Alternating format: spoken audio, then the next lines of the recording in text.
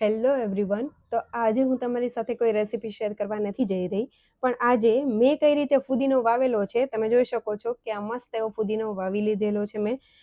તો એ તમારી સાથે શેર કરવાની છું, અને માત્ર તેના જે ડાળખા બચે ને એમાંથી જ આપણે ફુદીનો વાવવાના છીએ, એટલે કોઈ તમારે નર્સરીમાંથી લઈ આવવાની જરૂર નથી રહેતી.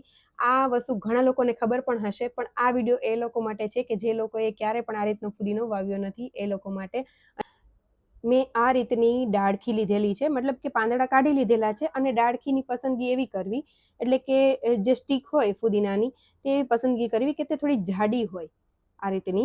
અને જે તેનું મૂળ છે ત્યાં આપણે આ રીતનો તમે જોઈ શકો છો કે કઈ રીતનો મેં કટ લગાવેલો છે. આ રીતે આપણે ત્રાસો એવો કટ લગાવી દેશું. જો પતલી ને એવી સ્ટીકો હોય ને તો ઘણી વખત ઉગતી પણ નથી. આપણે તેને આ રીતે માત્ર પાણીવાળું જ્યારે આપણે માટી કરેલી હોય ત્યારે આ રીતે લગાવી દેવાનું. બસ આ રીતે લગાવતું જવાનું, એક પછી એક લગાવતા જશું.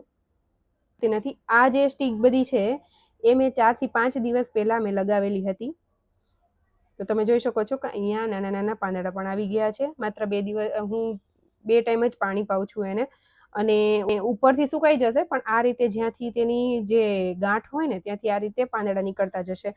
તમે પણ ટ્રાય કરજો અને મારી સાથે શેર કરજો.